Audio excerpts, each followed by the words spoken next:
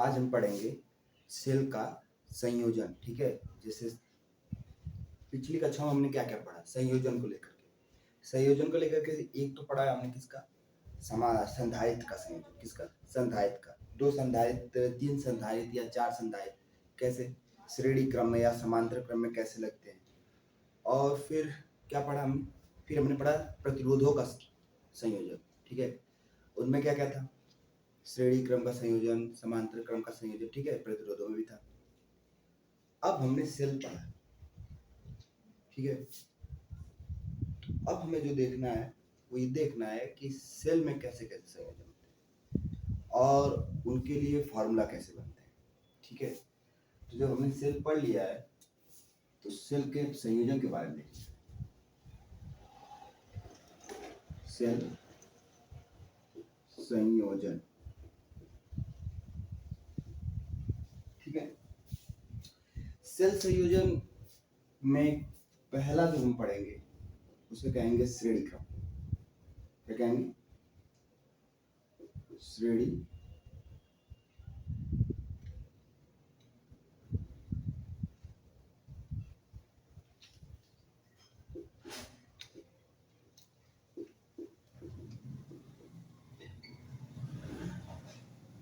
पहला क्या है? श्रेणी क्रम संयोजन। मतलब कि 3-4 सेल या n सेल, ठीक है, 3-4 सेल या 4 से ज्यादा। ठीक है, तो 4 से ज्यादा क्या मतलब? 5, 6, 7, 8, 10, 100, 200, 400 कितने भी हो सकते हैं। ठीक है, तो सभी सेलों को एक साथ जोड़ना हो। ठीक है, जितने सेल हैं, मान लो इस दुनिया में जितने सेल हैं अभी, उन सबको एक के साथ एक करके श्रेणी क्रम में जोड़ दिया जाए। मतलब ऐसे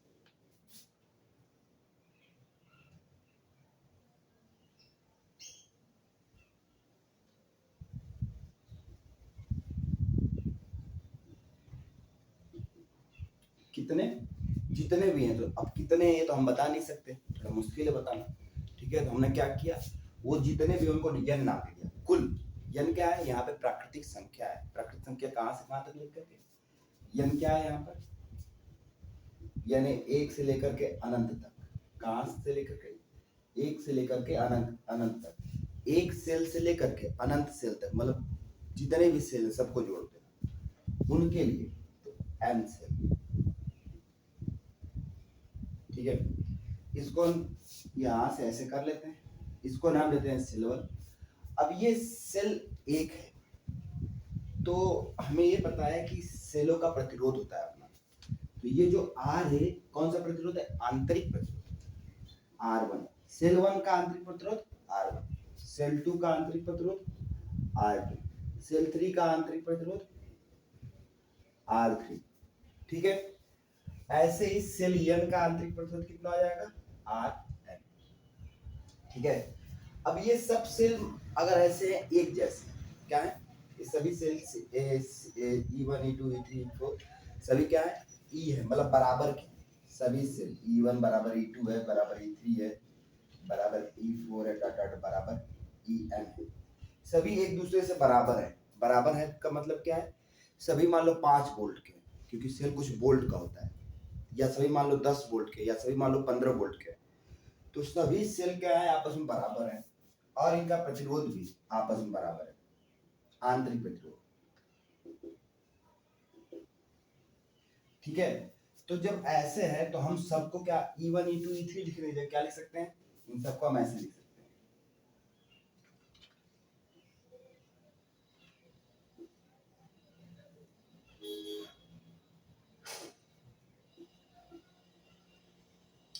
सबको क्या लिख सकते हैं? ER ER, ठीक है, ER, और ये N है। तो सबको क्या लिख सकते हैं? ER। क्यों? क्योंकि सब क्या है? बराबर है, इसलिए सबको क्या लिखा जा सकता है? इन सबको लिखा जा सकता है E, इन सबको लिखा जा सकता है R। अच्छा, अब क्या किया जाए कि हमें निकालना है यहाँ से धारा। जब हम इसका संयोजन करेंगे सेलों का, तो हमको सेलों से क्या मिलेगा? सेलों से हमको क्या मिलता है?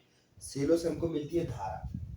तो इससे जो हमें धारा मिलेगी वो धारा क्या करेगी? किसी प्रतिरोध को, बाहरी प्रतिरोध, कोई बल्ब होगा, ठीक है, ये क्या हो सकता है? बल्ब हो सकता है, गीजर हो सकता है, पंखा हो सकता है, ठीक है, टीवी हो सकता है, कुछ भी है, उसको चलाएगा, क्या करेगा, उसमें करंट का बहाव होगा।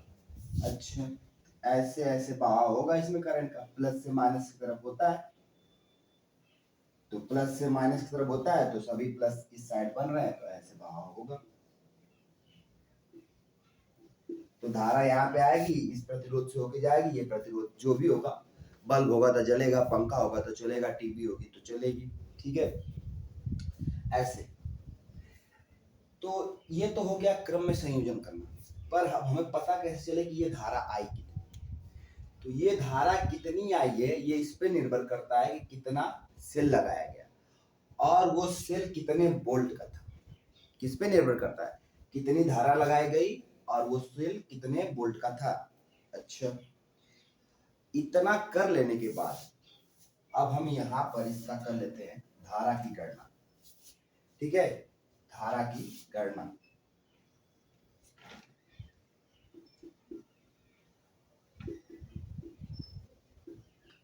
अच्छा, जब हम धारा की गणना करेंगे तो हमें धारा के लिए क्या क्या चाहिए, देखो धारा बराबर क्या होता है, आई बराबर होता है V बाई आर, क्या होता है V बाई आर।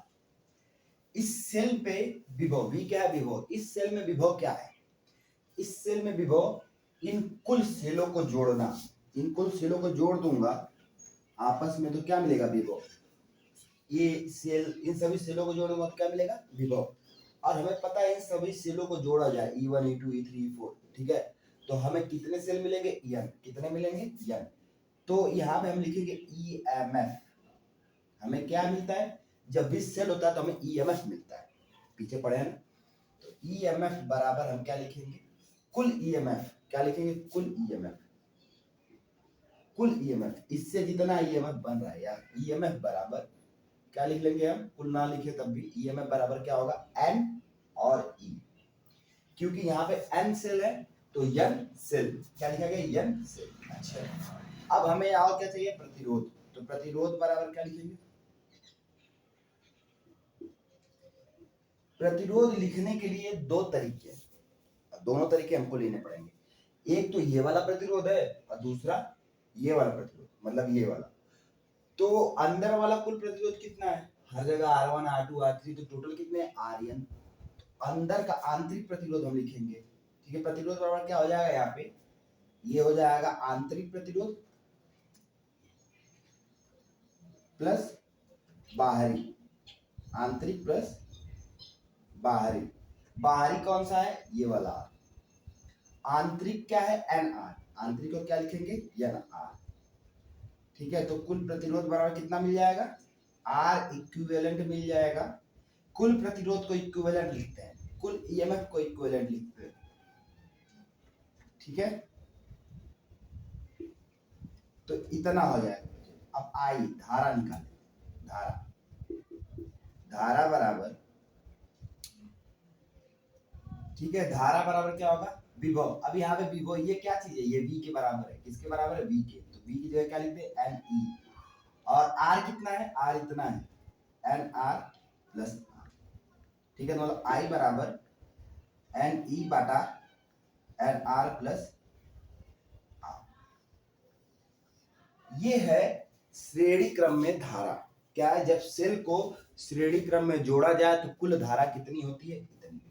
अब n क्या है, n यहाँ पे नंबर है, क्या है, नंबर, क्या है, नंबर, तो नंबर का मतलब क्या है, जितने सेल दिए होंगे, 4 दिया होगा तो यहाँ पे क्या लिख देंगे, 4, यहाँ पे भी 4, अगर 3 दिया होगा तो यहाँ पे क्या लिख देंगे, 3, ठीक है, जो भी दिया होगा वो क्या करेंगे, यहाँ पे लिख सकते हैं 1 2 3 4 5, जो भी दिया हो, जितना भी दिया हो, 100 दिया हो 100 लिखेंगे, 1000 दिया हो 1000 लिखेंगे, ठीक है, उस n की जगह पे हम कोई भी नंबर जो दिया होगा हमको प्रश्न में वो हम रख सकते हैं। अभी बात इतनी नहीं है, बस ये अभी थोड़ी और है, ये आई निकल गया ना, थोड़ा आगे चलते हैं, थोड़ा आगे चलते हैं और इस पे कुछ केस पढ़ते हैं, मतलब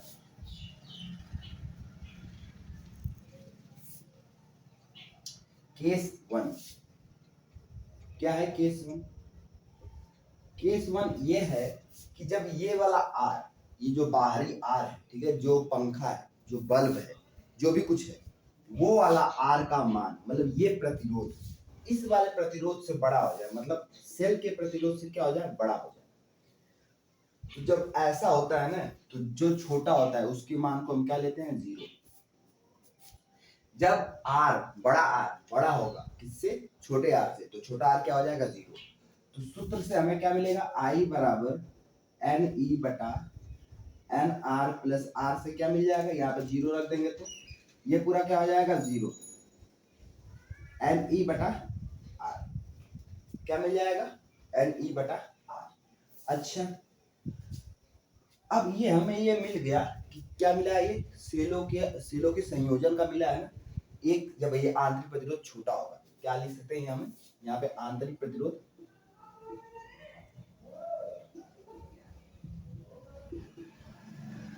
छोटा होगा, ठीक है। क्या, कौन सा केस है ये, कौन सी अवस्था है, जब आंतरिक प्रतिरोध क्या होगा, छोटा होगा। अच्छा, ये तो बहुत सारे सेल के लिए था, ठीक है। अब इसकी तुलना हमें करनी पड़ेगी, ये केस समझने के लिए हमें क्या करना पड़ेगी, तुलना किससे करनी पड़ेगी, सिंगल सेल से। अब सिंगल सेल क्या होता है, मतलब एकल सेल, ठीक है। एक सेल, क्या लिखे यहाँ पे, अब एक सेल की धारा, ठीक है, एक सेल की धारा कितनी होगी, तो एक सेल की जब धारा निकालनी है हमें, तो पहले यहाँ पे एक सेल बनाता हूं। एक सेल ऐसे बनेगा अपने प्रतिरोध के साथ ई आर, और इसके साथ एक बल्ब लगा है, बस एक सेल है, एक बल्ब को जला रहा है, ठीक है। क्या है, एक सेल है और एक बल्ब को जला रहा है, तो यहाँ पे हमें धारा कितनी मिल जाएगी, आई बराबर मिलेगा, ये प्रतिरोध कितना है, ईएमएफ, विभव कितना है, ई कितना है विभव, ये वी क्या है, विभव मान लो 10 वोल्ट का है, तो क्या लिखा जाएगा 10, लेकिन क्या हम लिख रहे हैं इसको, वी, वी की जगह क्या लिख जाएगा, ई, ठीक है। क्या होता है, वी बाई आर होता है ना, तो वी बाई आर से इसकी जगह क्या लिख सकते हैं हम, ई, और आर की जगह क्या लिख सकते हैं, तो आर इक्विवेलेंट होगा, मतलब इन दोनों आर को जोड़ दिया जाएगा, आर प्लस आर, ठीक है। एक सेल की धारा इतनी होती है। अब यही वाला केस इस पे भी लगा है, क्या करें, एक सेल की धारा हमें पता चल गई है ना, तो ये वाला केस इस पे भी लगा दें, ठीक है। क्या, जब आर क्या हो, बड़ा हो छोटे आर से, तो ये आर क्या हो जाएगा, 0। इसमें भी लिख देते हैं ई बराबर, आई बराबर, यहां पर रख रहा हूं इस फॉर्मूले, ई बटा ये वाले क्या रख दो, 0 बाई आर, यहाँ पे देखो क्या मिल गया, ई बाई आर, यहाँ पे क्या मिल रहा है, एन ई बाई आर। ये बताओ बड़ा कौन सा है, इन दोनों में कौन सा बड़ा है, ये वाला बड़ा है, क्योंकि इसमें कुछ नंबर से क्या हो रहा है, गुणा हो रहा है। अच्छा, जब ऐसा मिल जाए कि ये सेलों को जोड़ने पे देखो क्या हो रहा है, यहाँ पे धारा का मान बड़ा हो रहा है, ये समझो, थोड़ा समझ लो, यहाँ पे धारा और ये धारा में अंतर क्या है, जब कई सेल, ठीक है, समझ लो ये एक साथ है, अलग मत करो, ठीक है। ये वाला धारा इससे बड़ा कैसे है, ये भी समझ लो। देखो, जब एक सेल है और ये रेजिस्टेंस है, तो एक सेल एक बल्ब को जला रहा है, यहाँ पे क्या मतलब है, एक सेल बल्ब को जला रहा है। यहाँ पे क्या है, कई सेल एक बल्ब को जला रहे हैं, तो अगर कई सेल एक बल्ब को जलाएंगे तो बल्ब ज्यादा अच्छा जलेगा। एक सेल जला रहा है तो उसके पास तो कम कम ऊर्जा होगी, कई सेल एक साथ जुड़ेंगे तो सबकी धारा एक जुड़ जाएगी एक साथ। समझो क्या हो रहा है, जब ऐसे बहुत सारे सेल हैं इसमें, ठीक है, तो क्या होता है, एक की धारा और इस वाली दोनों की धारा क्या होती है, एक दूसरे में जुड़ जाती है, ठीक है। मान लो I1 और I2, सेल 1 और सेल 2 की दोनों की धारा क्या होती है, आपस में जुड़ जाती है, और ये दोनों धारा क्या हो गई, ज्यादा हो गई, जुड़ने पर ज्यादा हो जाएगी, क्या होगा, जुड़ते ही धारा का मान बढ़ जाएगा।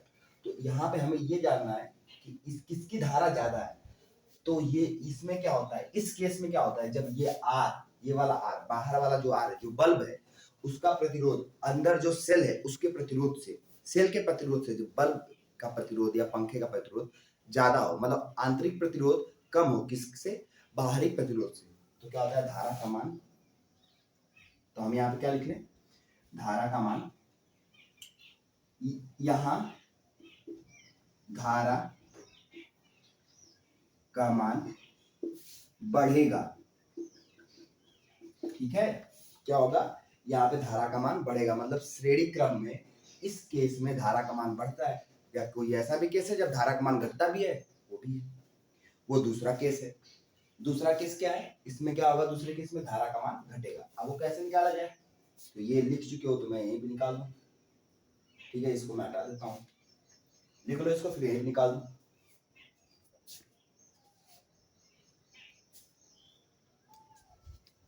पॉज करके लिख लो।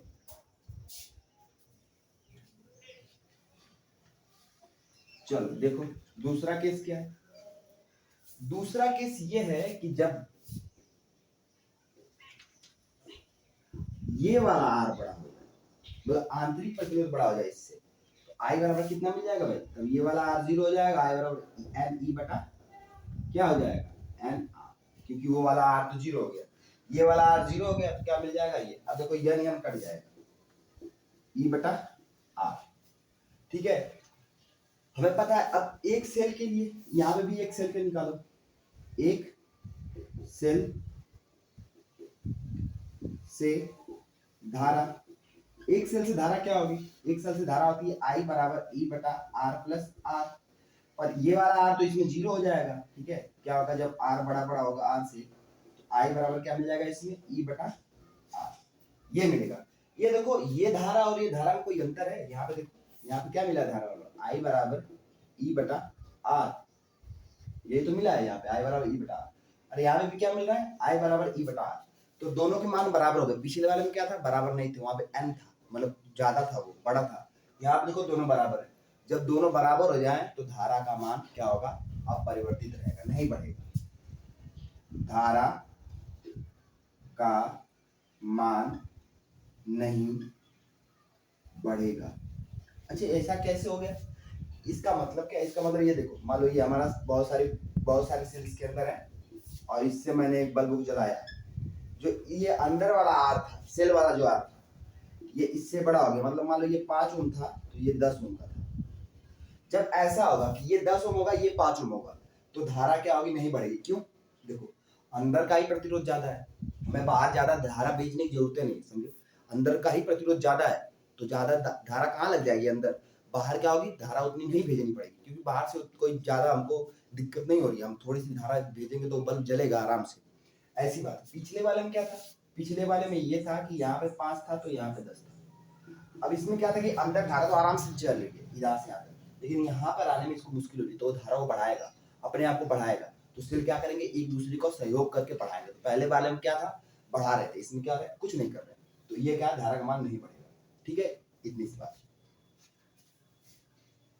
अच्छा अब हमें पढ़ना है समांतर क्रम, ठीक है, इसको मैं हटा दो, ये हो गया श्रेणी क्रम का, ऐसे हमें क्या पढ़ना है, समांतर क्रम, लिख लो।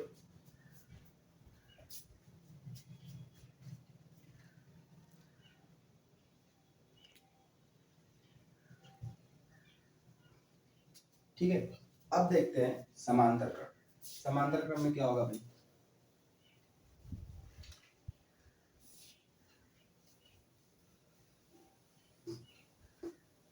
अब ये समझ में आ गया, अगर श्रेणी क्रम तो समांतर क्रम सेम है, बस थोड़ा सा उल्टा हो जाएगा।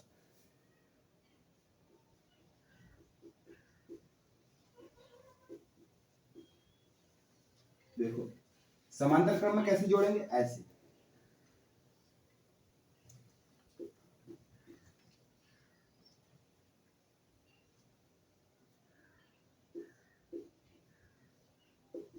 ये बहुत सारे सेल जोड़े हुए हैं यन सेल, ठीक है, ये इसके साथ यहाँ बीच में और भी सेल जोड़े गए हैं, ये एन वाला सेल है, इसका इतना ही मतलब। एक सिरे को नाम दे दो ए, एक उस सिरे को नाम दे दो बी, और इससे एक प्रतिरोध जोड़, क्या किया गया, इससे प्रतिरोध जोड़ दिया है, कौन सा प्रतिरोध, आर। सेल है तो सेल 1 नाम देंगे, यहाँ पे सेल 2 नाम देंगे, सेल 3 नाम देंगे, R1 R2 R1 और RN, 3 नहीं, इसको यह नाम देंगे, ठीक है, ये ऐसा कॉम्बिनेशन। अब समांतर क्रम कॉम्बिनेशन है, ठीक है, ऐसा संयोजन है, समांतर क्रम संयोजन है अगर, तो 2-3 बातें यहाँ पे, कैसी 2-3 बातें हैं, देखते हैं।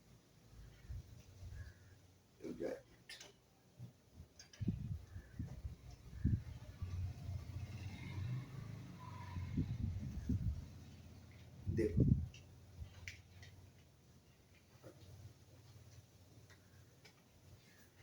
अगर ऐसा है, ठीक है, ये फिगर दिख रहा है ना, साफ दिख ही रहा होगा।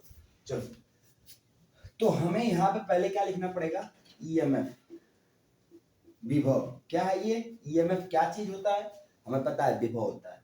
ठीक है, कितना होगा यहाँ पे, ये भी यहाँ पे एन ई होगा कि ई होगा, इतना बता दो।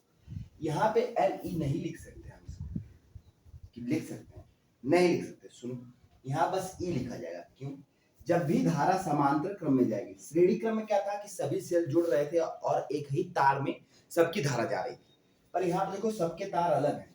इससे जो धारा आएगी वो ऐसे आएगी या ऐसे चली जाएगी और आगे बल्ब को जलाएगी, इस वाले से। मान लो I1 आएगी, इससे जो आएगी वो सबसे बार बार अलग अलग से आएगी, ये नहीं कि मिलेगी।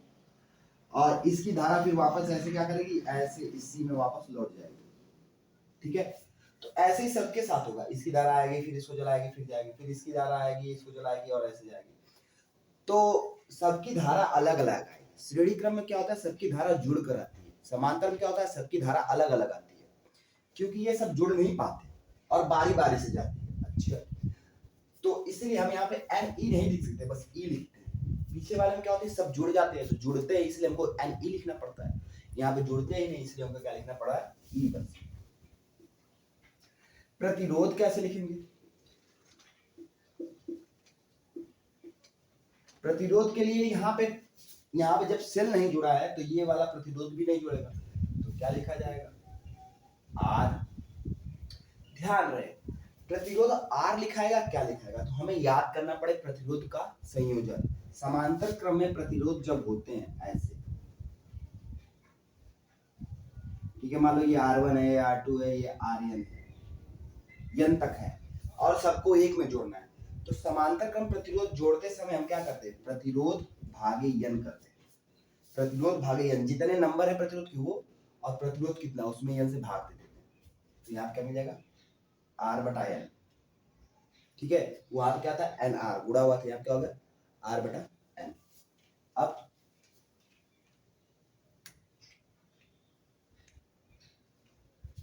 ये हटा दूं, अब ये R/n तो आंतरिक प्रतिरोध हो गया। कौन सा प्रतिरोध है, ये आंतरिक है, पर ये वाला प्रतिरोध तो बचा हुआ है, ये तो अभी बचा हुआ है, तो प्लस R लिखा ही जाएगा। ये सब तो समांतर में थे, ठीक है, पर ये वाला कैसे था, श्रेणी में था, इसलिए श्रेणी में जुड़ा। देखो इन सबको मैं हल कर लूंगा तो मुझे क्या मिल जाएगा, अगर इस सभी प्रतिरोधों को हल करूं तो मुझे कोई एक प्रतिरोध मिला R/n, और फिर इसी एक वायर से, देखो कहीं जोड़ नहीं है, इसी वायर से यहाँ पे भी एक प्रतिरोध लगा हुआ है R। ये दोनों एक ही वायर से लगे हुए हैं, समांतर में नहीं है, एक ही वायर से लगे हुए हैं, समझो इस बात को, ये समांतर में नहीं है, एक वायर से लगे हुए हैं। तो यहाँ पे हमारा क्या है, यहाँ पे हमारा सेल है। अब देखो, अब दिखेगा तुम, ये हमारा सेल है, तो ये वायर एक ही तो है, इसी वायर से ये दोनों लगे हैं, तो ये दोनों, ये R/n है, तो ये दोनों जुड़ जाएंगे ऐसे, R/n प्लस R। ठीक है, ये प्रतिरोध हो गया। धारा कैसे लिखेंगे, धारा I बराबर क्या होगा, E बटा, यहाँ पे कुल प्रतिरोध पहले निकालना है R, एलसीएम लोगे तो यहाँ पे हो जाएगा NR/n। यहाँ पे एलसीएम लोगे तो यहाँ पे एक ले लूंगा, फिर एलसीएम लोगे तो n मिलेगा, फिर यहाँ पे R बचेगा, यहाँ पे NR हो जाएगा। तो यहाँ पे क्या लिख ले, प्रतिरोध कीजिएगा R, इतना R प्लस NR/n। अब ये n यहाँ पे चला जाएगा, NE बटा, ठीक है, NE बटा R प्लस NR। यहाँ पे धारा क्या मिल गई, NE बटा R प्लस NR, ये मिल गई सेल समांतर क्रम की। देखो श्रेणी क्रम में यहाँ पर n था, समांतर में यहाँ पर n आ गया, तो इतना ही अंतर आता है। अब इसमें भी केस 1 केस 2 करके पढ़ लेते हैं। इसमें जब केस 1 रहेगा, मतलब R बड़ा बड़ा होगा R से, दो केस करके यहीं दिखा देता हूँ, बड़ा होगा तो यहाँ पे क्या हो जाएगा, ये वाला R बड़ा है, मतलब छोटे वाले R की वैल्यू कितनी हो जाएगी, 0, तो यहाँ पे हमें I कितना मिल जाएगा, इस R का मान 0 रख दो, मिल जाएगा NE/NR, R से R कट जाएगा, कितना मिल जाएगा, I बराबर E/R। सिंगल प्रतिरोध एक के लिए निकालेंगे, एक सेल के लिए, एक सेल के लिए भी मिल जाएगा कितना, जब ये वाला R 0 होता है तो हमें कितना मिलता है, ये मिल जाएगा I बराबर E बटा R प्लस R, ये मिल जाएगा E बटा R, E बटा R। ये देखो ये दोनों बराबर है, E बटा R यहाँ भी, E बटा R यहाँ भी। इसमें धारा क्या होगा, नहीं बदलेगा, क्या होगा, धारा नहीं बदलेगा। केस 1 में क्या होगा, धारा नहीं बदलेगा, समझ में आया। केस 1 में क्या होगा, इसमें क्या होगा, जब ये दोनों बराबर हो जाए तब धारा नहीं बदलेगा, ये चीज ध्यान रखना। तो ये इस वाले में बराबर हो जाए, समांतर क्रम में पहले वाले में होता है, श्रेणी क्रम में दूसरे वाले में होता है। दूसरे वाले में क्या होगा, केस 2 R इज लेस, मतलब ये वाला बात। केस 2 क्या है, जब ये वाला R क्या हो, R से बड़ा हो, I बराबर कितना मिल जाएगा, NE बटा R, NE बटा R, क्योंकि ये R का 0 होगा तो ये पूरा 0 हो जाएगा, तो ये बचेगा। और एक सेल के लिए,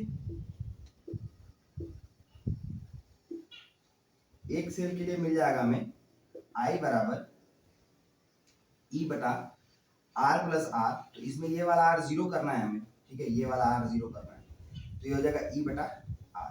देखो इन दोनों में देखो अंतर है, यहाँ पे NE है, क्या है NE, यहाँ पे क्या है E, यहाँ पे N नहीं है, तो ये वाला बड़ा है इससे, ये छोटा है, ये बड़ा है, क्या होगा, धारा यहाँ पे, धारा का मान बढ़ेगा, ठीक है। ये दो केस हो गए इसके, ये समांतर क्रम का, ये पूरा प्रूफ, ठीक है। आपको पूछेगा श्रेणी क्रम या समांतर क्रम में सेल लगे हुए हैं तो उनका प्रूफ करो, ठीक है। तो यही तुमको ये दोनों करके लिखना पड़ेगा, ये बनाना पड़ेगा, फिर ये करना पड़ेगा, फिर ये केस, फिर केस 2, ठीक है, जैसे पिछले वाला किया है वैसे इसका। अच्छा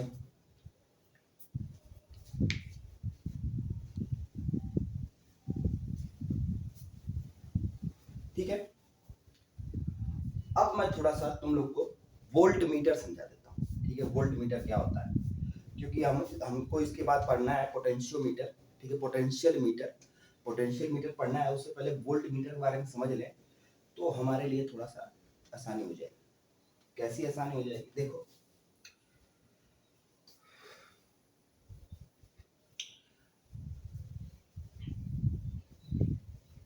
वोल्ट मीटर, वोल्ट से क्या समझ में आ रहा है तुमको, वोल्ट मीटर से ये समझ में आना चाहिए कि वोल्ट मीटर क्या नापता है, विभव। वोल्ट है ना, तो वोल्ट किससे बना है, वोल्ट किसकी, वोल्ट क्या है, यूनिट है, यूनिट मतलब मात्रक। वोल्ट किसका मात्रक है, वोल्ट मात्रक है विभव का। विभव क्या होता है, विभव क्या होती है, क्षमता, ठीक है, क्षमता। अगर किसी तार में करंट आ रहा है और किसी तार में करंट नहीं आ रहा है, तो जिस तार में करंट आ रहा है उसकी क्षमता ज्यादा है किससे, जिस तार में नहीं आ रहा है। मान लो ये एक तार है, ठीक है, ये एक तार है, इसमें करंट नहीं आ रहा है, और ये एक दूसरा तार है जिसमें करंट आ रहा है, तो इसका विभव ज्यादा है इससे, इसका शून्य है, इसका कुछ है, इसका तो शून्य ही है, इसका कुछ भी नहीं है। दोनों को मैं जब यहाँ पे ले आऊँ ऐसे लगा दूं, क्या करूँ ऐसे, तो इसमें से धारा इसमें जाएगी, इस वाले में से इसमें जाएगी, और इसी को क्या कहते हैं, विभवांतर। इन दोनों के विभव का अंतर ही क्या कहता है, विभवांतर। सिंपल सी बात। चलो बार बार क्यों बताते हैं, ये तो पहले से ही पता है, बार बार इसलिए बताता हूँ कि भूल जाओगे तुम लोग, मुझे पता है। चलो अब आगे देखा जाए, इसको हटा दूंगा।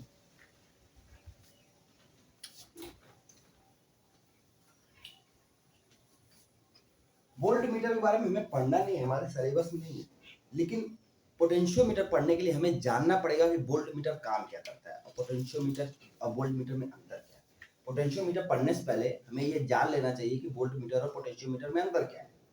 तो अब हम बात करते हैं वोल्ट मीटर की। क्या चीज है ये, पहली बात इससे हमको पता चल रहा है कि विभव नापेगा, विभव मापता है, क्या करता है, विभव मापता है। दूसरी बात, यह बहुत छोटे साइज का होता है, ठीक है। क्या करता है, विभव नापता है बहुत छोटे साइज का, इतना छोटे का होता है कि जेब में रख के ले चले जाओ और कहीं भी लगा करके, दो जगह किसी भी वायर में लगा करके कि वहां पे उसका विभव नाप लो, ठीक है। यहाँ से यहाँ तक के बीच का कितना विभवांतर है, ठीक है, नाप लो। अच्छा, पर ये भी विभव नापता है, और पोटेंशियल मीटर जो है, जो हमारे सिलेबस में, वो भी विभव नापता है। तो इसको बनाने का और उसको बनाने की क्या जरूरत है? क्या इसमें कोई कमी है या उसमें कोई कमी है? कमी वोल्ट पोटेंशियल मीटर में, कमी इसमें। क्या कमी है? देखो, मान लो मैंने एक सेल लगाया, इससे एक प्रतिरोध लगाया, मतलब एक बल्ब लगाया यहाँ पे, ठीक है। उसके बाद इसके ये दो पॉइंट हैं ए बी, ठीक है, एक पॉइंट ए एक पॉइंट बी, इनके बीच में बल्ब लगा हुआ है। इस पॉइंट से मैंने वोल्ट मीटर लगाया V, और यहाँ पे लगा के जोड़ दिया। इससे धारा गई मान लो 10 एम्पीयर। इस सेल से धारा गई कितनी? 10 एम्पीयर। धारा यहाँ पे पहुंची, धारा को क्या मिल गया? ए पर जंक्शन। क्या मिल गया? ए पर क्या मिला इसको? जंक्शन, ठीक है। ए पर इसे जब जंक्शन मिला तो धारा क्या करेगी? इस जंक्शन से धारा दो भागों में विभक्त हो जाएगी। क्या होगा? दो भागों में विभक्त हो जाएगी। अब यहाँ पे आ रही थी मान लो 10 एम्पीयर, तो इस जंक्शन पे पहुंची 10 एम्पीयर, पर इस जंक्शन की इधर गई 9 एम्पीयर, और इधर गई कितनी? 1 एम्पीयर। तो 1 एम्पीयर धारा की यूज किसने कर लिया? वोल्ट ने। वोल्ट मीटर को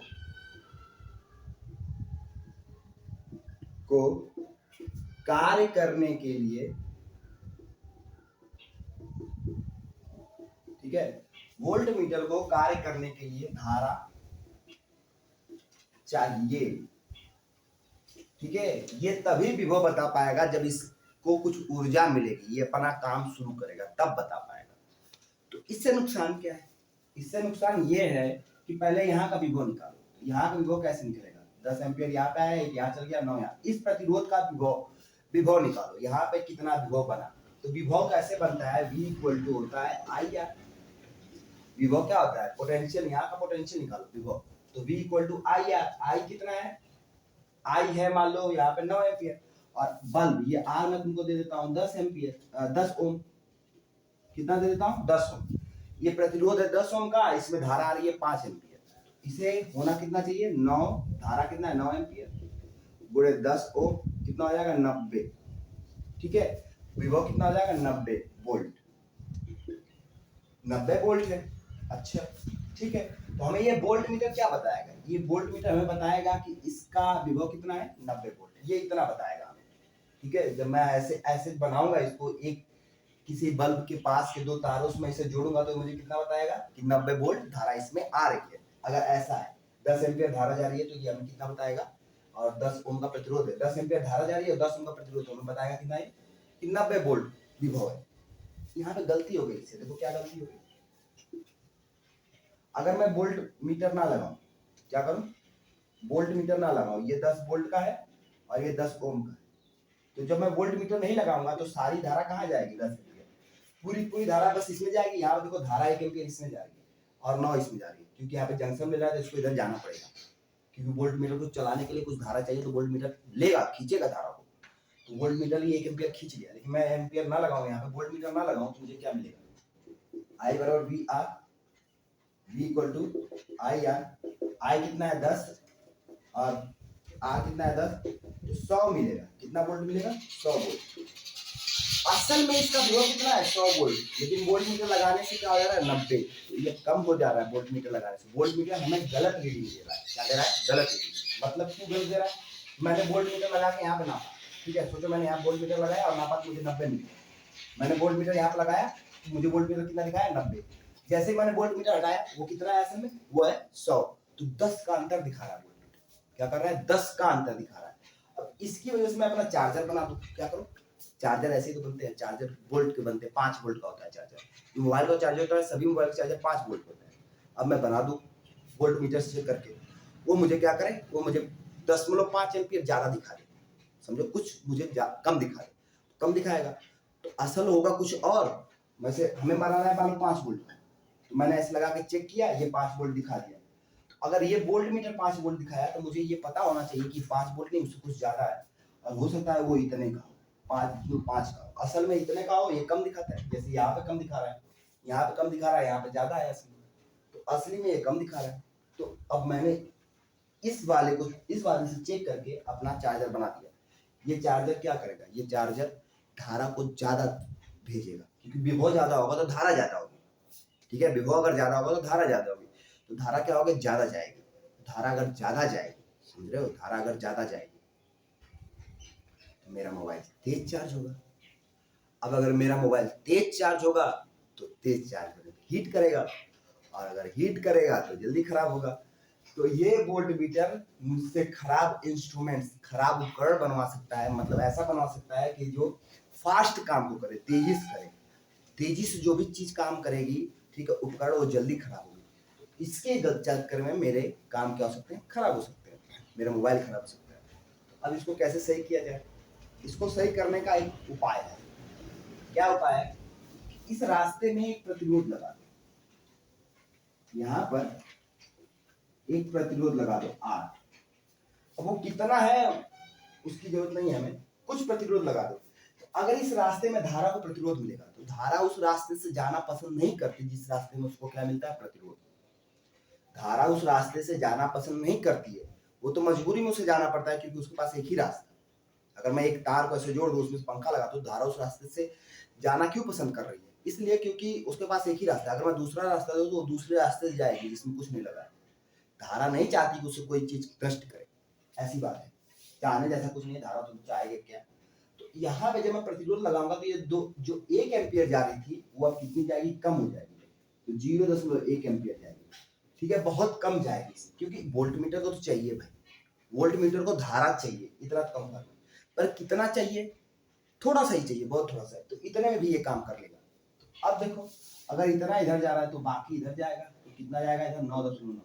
अगर इसकी मैं गणना करूं तो ये मुझे मिल जाएगा 99 वोल्ट। कितना मिल जाएगा, 99 वोल्ट। यहाँ पे वोल्ट कितना मिलेगा, 99 वोल्ट। तो 99 और 100 देखो बहुत पास में। तो हमारा वोल्ट मीटर में एक प्रतिरोध लगा होता है, हमारा वोल्ट मीटर ऐसा होता है जिसमें एक प्रतिरोध लगा होता है। ठीक है, तो अब हमें वो अप्रॉक्स मतलब लगभग सही वैल्यू देता है। ये भी 100 पूरा थोड़ा ना है, थोड़ा सा कम सही है, लेकिन ठीक है, इतने से हमारा काम चल जाता है, इतने से बहुत दिक्कत नहीं होती।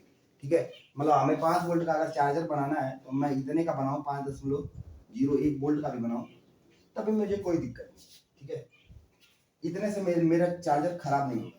तो हमारे चार्जर लगभग इतने के होते हैं, पूरे एग्जैक्ट इतने के नहीं होते। ठीक है, थोड़ा मोड़ा कमी होता है। ठीक है, तो ये हो गया हमारा वोल्ट मीटर के बारे में। आज इतना ही करते हैं, इसके बाद कल आखिरी लेक्चर रहेगा इसका। ठीक।